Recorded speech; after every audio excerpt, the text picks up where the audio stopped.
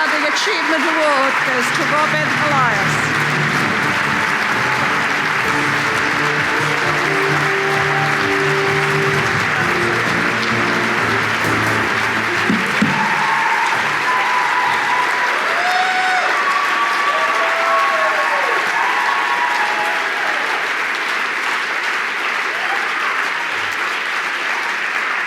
Well, thank you, Sue, and thank you very much to the RTS. Am I the only person here that expected someone from Channel 4 News to come up and collect this award too?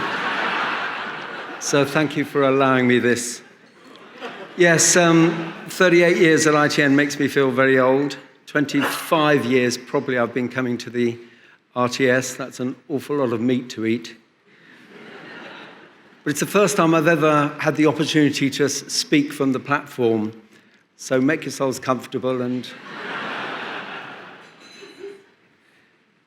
I'm really struck that I'm one of the few representatives of production journalism that get the honor of standing up here.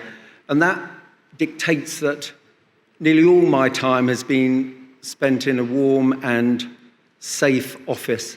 And that's why I've always found at these awards evenings particularly humbling when I see the list of those of our colleagues who have literally given their lives for this industry. And what a great debt of gratitude we owe them. But being in the newsroom and being a manager does allow us to affect and influence the culture and the makeup of a newsroom.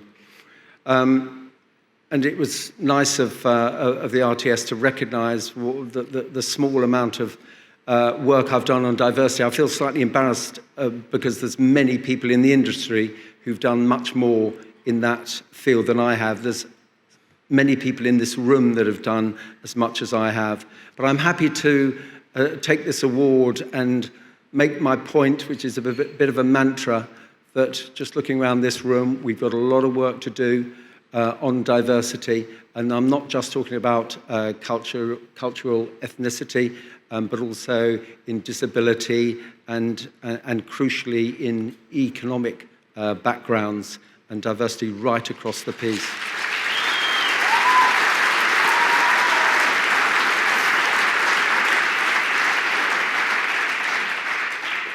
One of the many nice things about retiring is you get to hear from people who have been part of your career over many years.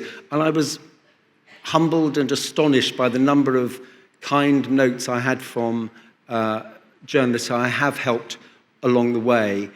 What struck me particularly was the very small things that I see as so easy, such an easy give, and maybe insignificant, but which have meant so much to people. Now that can be, this might sound a bit patronizing, it might be answering an email, even answering an email in a kind way. It might be giving a bit of constructive criticism about a CV that I'm sent, giving a bit of positive feedback after an unsuccessful interview, and then maybe introducing a candidate or a prospective employee to other organisations. And there's a network of people who I owe a lot to, who I've been able to share the load with.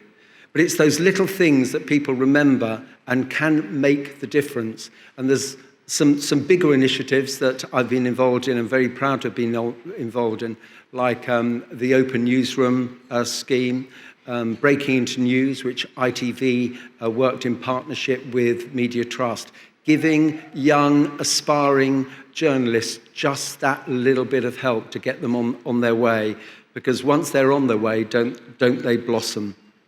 I've been really lucky to have been supported through my work on diversity by a really generous and insightful help by ITN, but also from ITV News, and in particular Michael Jeremy at ITV News. That has really emboldened me to do more, but I would encourage everybody in this room, the bosses, to do some of the big things, to make money available, to make those contacts with perhaps the universities and inner city comprehensives that don't get the connections that others do. Make those connections and spend a bit of money to feed that. But also every one of us working journalists to do the little things, answering those emails, looking out for talent, and helping people along the way. And there's a lot of work still to do, but I'm so grateful that what I've done has been recognised. Thank you.